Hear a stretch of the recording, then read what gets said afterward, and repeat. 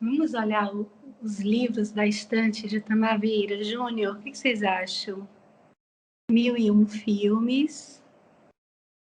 Olha, tem as edições da TAG.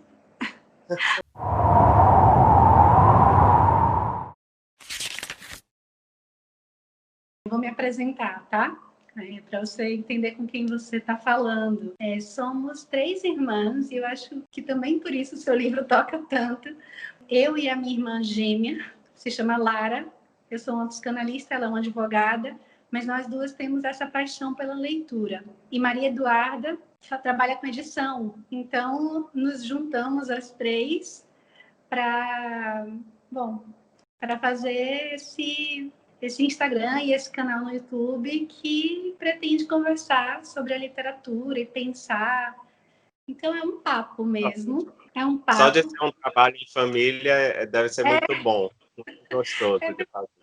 É verdade, a gente se diverte muito. E, bom, será que você podia se apresentar para os insones? Sou Itamar Vieira Júnior, sou escritor, autor do romance Torto Arado, publicado aqui no Brasil pela editora Todavia. O romance foi o vencedor do Prêmio Leia 2018. E estou aqui para conversar sobre literatura, sobre muitas coisas com vocês.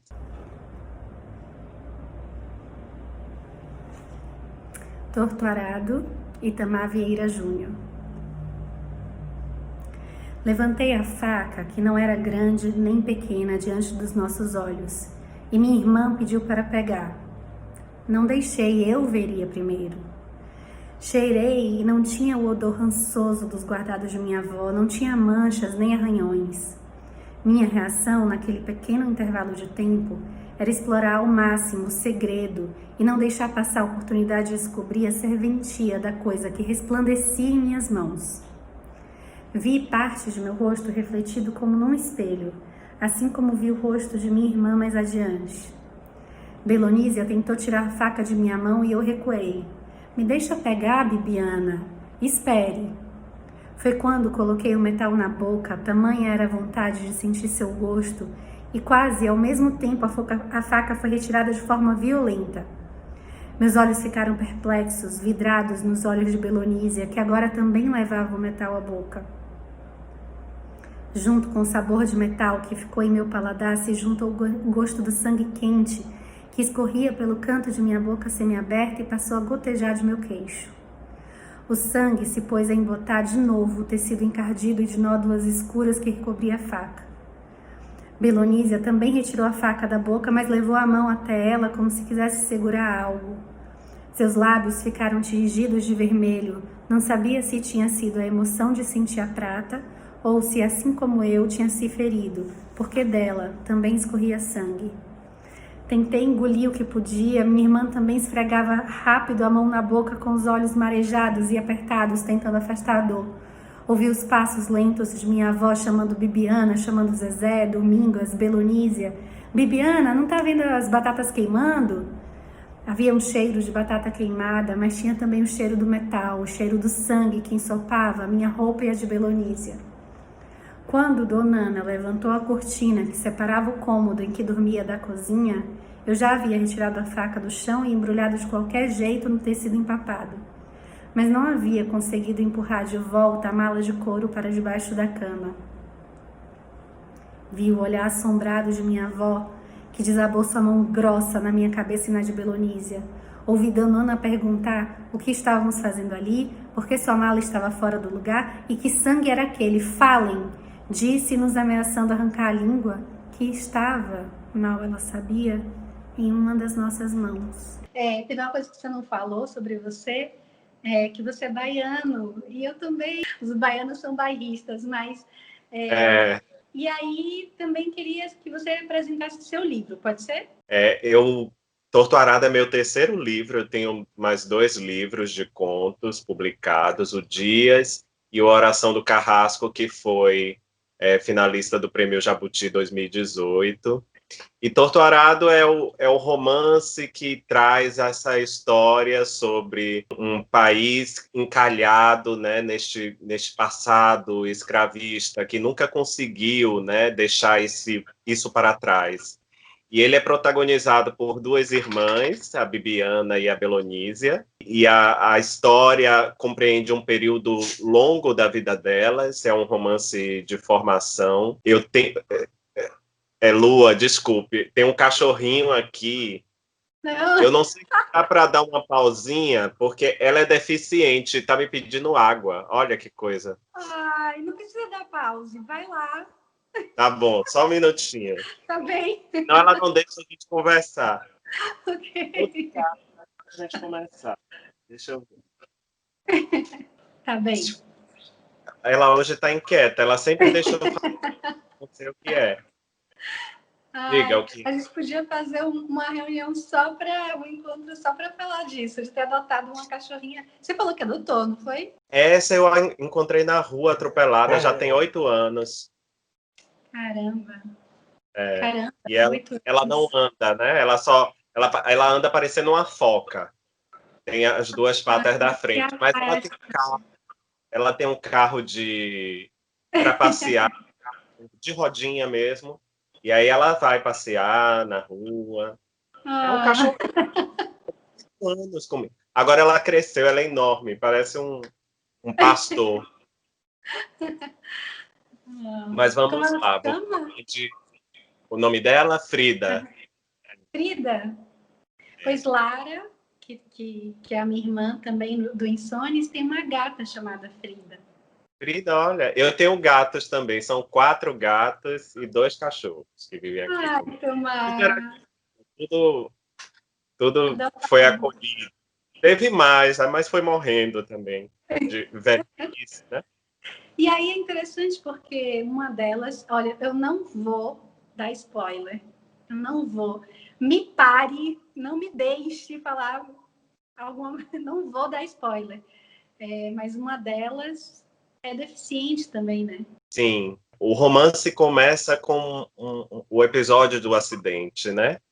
E durante um tempo não vamos saber qual das irmãs se mutilou. E esse acidente também é uma metáfora sobre o silenciamento desses povos, né? Da nossa própria sociedade, de segmentos da nossa própria sociedade. Então, a história se passa num Brasil pós-abolição, né, já muito após a abolição, e trata de uma comunidade de trabalhadores que vivem em uma fazenda, mas vivem nessa fazenda num regime de servidão. O livro também mostra como ocorreu a união desses trabalhadores a partir do sentimento religioso, né, das práticas místicas do Jaré, até ganhar um tom mais político, quando começam a mobilização dos sindicatos, quando os trabalhadores começam a ter contatos com outras comunidades e podem levar para a Água Negra essa experiência nova de um desejo de autonomia, governança, né?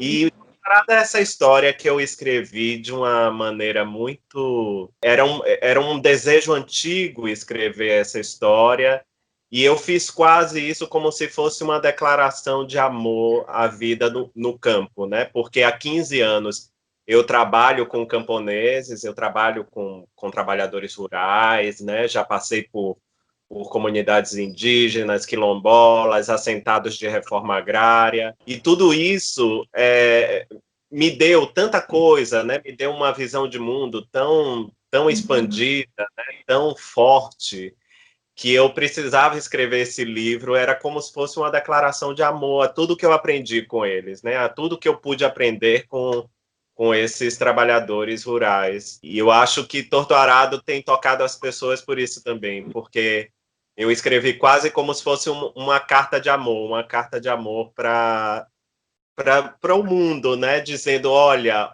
quanta coisa bela, né? Quanta coisa soterrada neste país, né? Quanta coisa mágica que a gente pode, que a gente tem, né? Que a gente pode conhecer. Então, foi mais ou menos isso. Tá tudo explicado agora.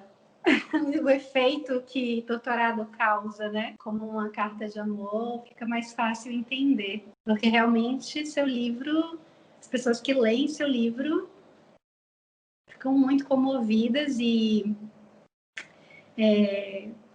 não sei, as personagens vão habitar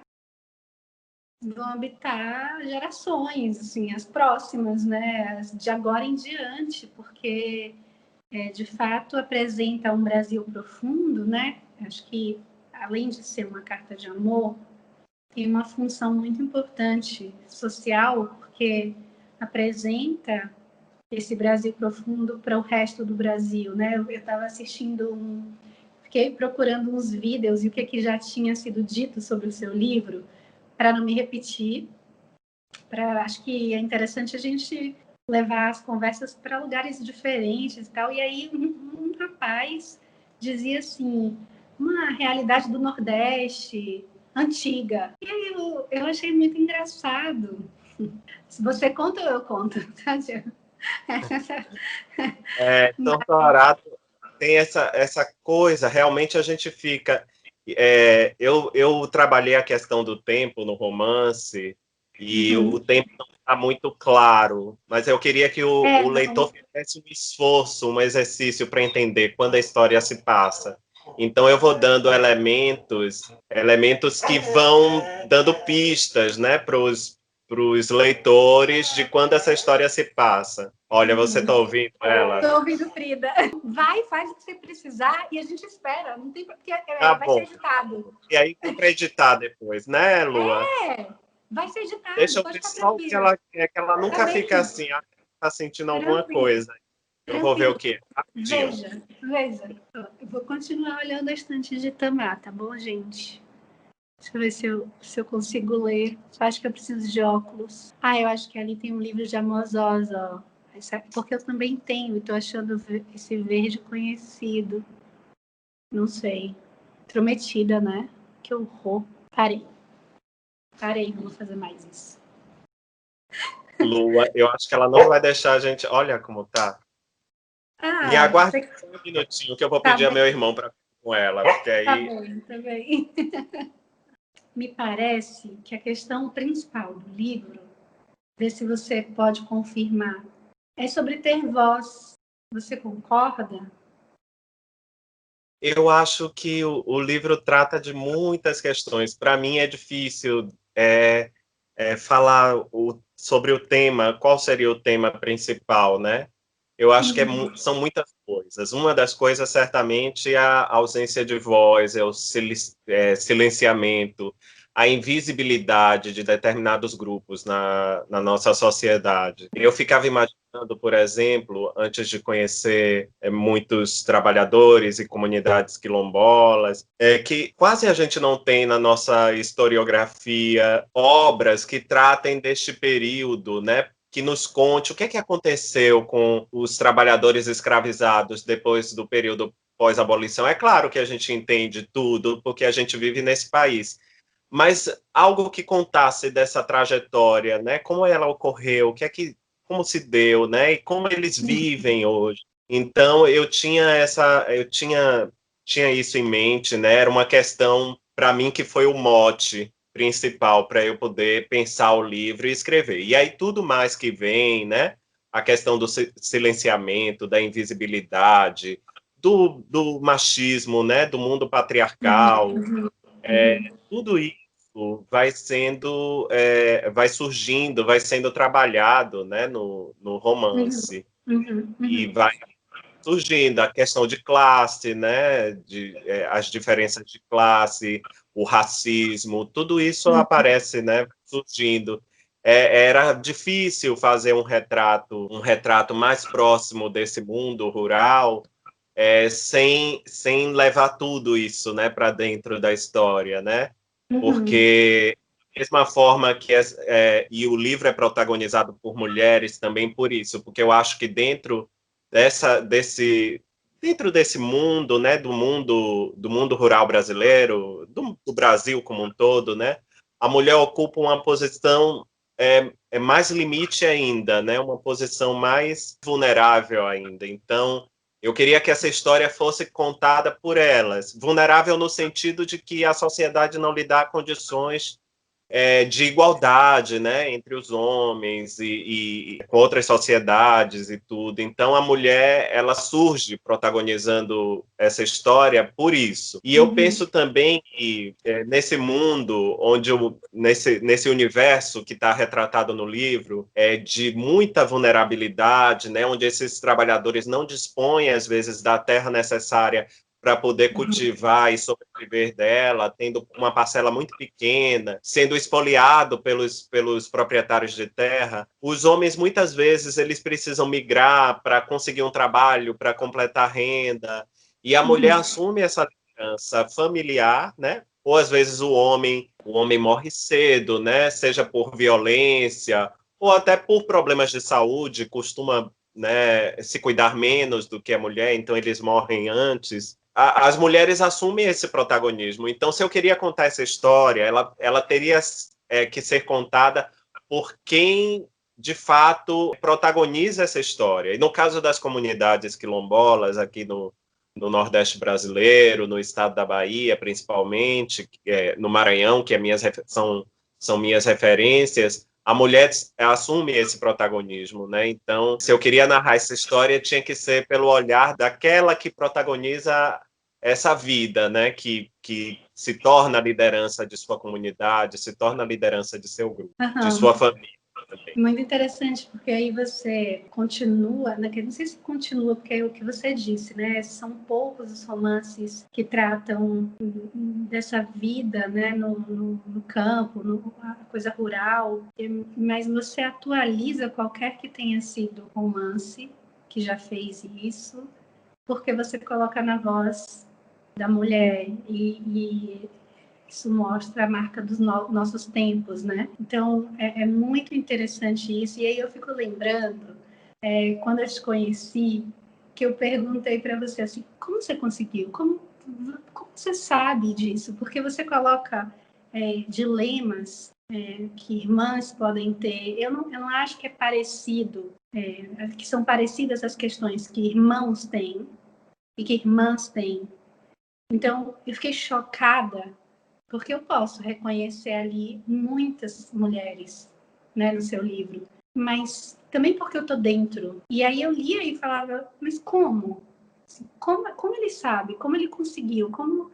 Então, quando eu te conheci, a primeira coisa que eu tive, né, chance de falar foi, como você conseguiu? Como você fez isso? Eu acho que, Lua, eu sempre tive uma certa sensibilidade e uma curiosidade também para me colocar no lugar do outro, né? Eu venho de uma família que eu acho que as mulheres são as personagens fortes dessa família.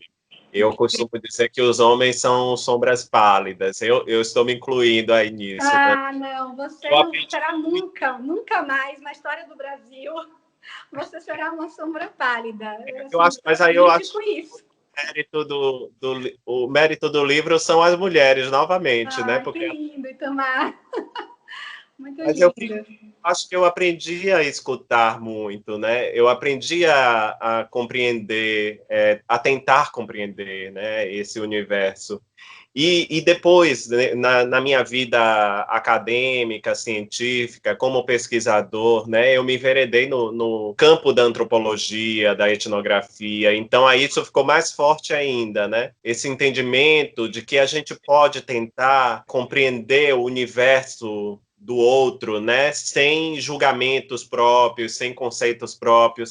É você se colocando neste... possível, né? Exato. Então, isso foi uma coisa que eu tive o privilégio, tive a sorte de vivenciar, de experienciar, né? E quando eu estou em campo, eu sou ouvidos, né? Eu não estou ali para ensinar qualquer coisa, né? Eu estou ali para aprender. Então, quem tem voz quando eu estou com esses trabalhadores são eles, né? Eles que voz, eles que falam, eles que me ensinam. E essa experiência tem sido longa, já tem quase 15 anos. E um mundo completamente novo, né, se descortinou, assim, um mundo rico, é um mundo prenhe de vida, né, com tanta história, com tantas formas de vida, e cada lugar tem sua peculiaridade, né? Cada lugar tem sentimentos próprios. Então, eu fui aprendendo a experienciar, vivenciar isso. Eu acho que o livro reflete isso também, né? Essa, é, essa escolha que eu fiz por me colocar neste lugar de escutar apenas, né, de ser ouvidos e tentar elaborar o mundo, compreender o mundo não por meus princípios, né, não por minha trajetória, por minha história, tentar compreender este mundo a partir da vida do outro, né, daquele que me interessa, que é a vida que me interessa, né, a vida do outro. É essa capacidade de alteridade, né, de empatia, de nos colocar de fato neste lugar, né? Poder entender inúmeras experiências, né? As muitas experiências de vida que existem. Então, Bibiana e Belonísia tem a ver com o que você ouviu por aí? É isso? Sim, coisas que você ouviu, essa é a inspiração? Eu acho que sim, muitas mulheres atravessam essas mulheres, né? Muitas. Elas não foram inspiradas em uma mulher, né, ou duas mulheres, são muitas mulheres que atravessam essas histórias. Embora em todo romance exista muito do criador, né, essa capacidade de fabular, né, de pensar essas histórias. Então, só para a gente ter uma ideia, o acidente, a relação entre essas duas irmãs, não se espelha em nada, né? Não, são coisas que foram sendo criadas nesse processo criativo que é a literatura, né? E aí eu poderia elencar um monte de passagens, de narrativas, né? Que essa capacidade que eu acho que o autor tenta ter, nem sempre consegue, mas que é de criar, de pegar esses elementos, né, que existem, esses fatos, eventos, e dar uma unidade, né?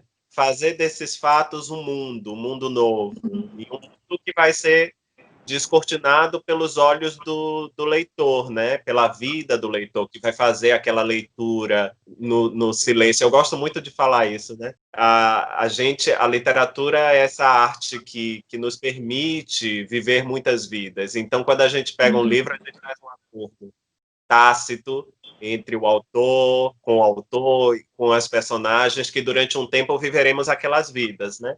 Que a leitura é algo que a gente faz no silêncio, de forma íntima, e a literatura nos dá essa capacidade de troca, né? Porque diferente, por exemplo, do audiovisual, né, ou de outros tipos de arte, a literatura nos permite acessar o pensamento do personagem, muitas vezes, né? Em muitos, a gente consegue acessar a vida interior dessa personagem.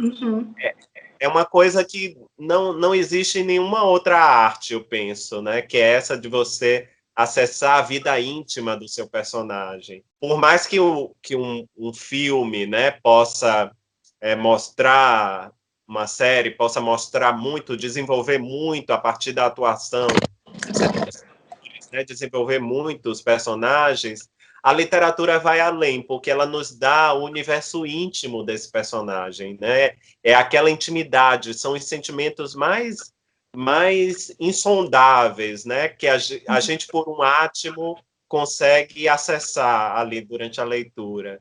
E eu acho que isso só é possível na literatura, né? Então, por isso tenho essa paixão, né? Esse mundo ele foi elaborado para ser acessado dessa forma, né? Através da leitura.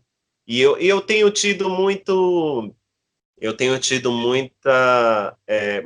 retorno dos leitores, né? Sobre essa leitura, e cada leitura é uma leitura nova para mim também. Então, É incrível essa troca, né, que a gente faz. Sim, muito. Que o livro não é mais seu, né? Agora é do É, mundo. É. elas andam sozinhas pelo mundo agora, né? E cada leitor que me diz que lê o livro, ele está me trazendo notícias delas, na verdade. Aham. Eu gosto Olha, muito de receber essas notícias. então tá. Então vou te dar notícias da leitura que eu fiz.